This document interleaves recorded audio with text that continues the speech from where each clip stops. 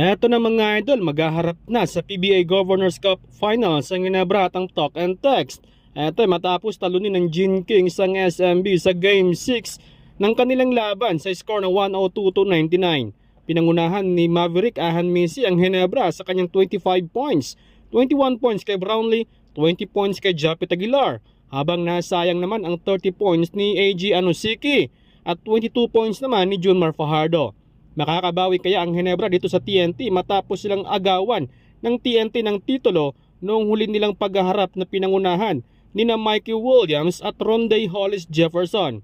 Ang pinagkaiba lang sa laban na yon ay hindi si Coach Chot Reyes ang head coach noon. Ayon nga mismo kay Coach Tim Con na masaya siya na makaharap niya sa finals ang kanyang kaibigan makalipas ang 12 taon. Sa October 27 magsisimula ang Game 1 ng kanilang laban 7:30 PM para sa Inaris Center sa laban na ito, etong Barangay Ginebra, dahil malaking butas ang iniwan ni Mikey Williams dito sa TNT. Doon nandiyan naman si Ray ng Batak, pero iba pa rin yung talaga yung may Mikey Williams talaga sa kupunan.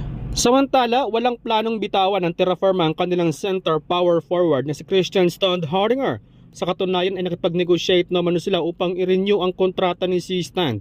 Ayon sa team governors ng kupunan, hindi naman doon nila puwersahin na pumirma si C-Stand. Yung kanila lang ay bibigyan ng option si Christian Stond-Hardinger, which is i-renew ang kontrata or mag-request ng trade. Hindi naman sila magugulat kung mag-demand si C-Stand.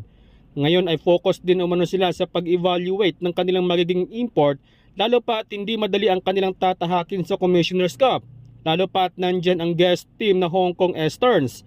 Meanwhile, papalitan rin ang kanilang head coach na si Coach Cardell.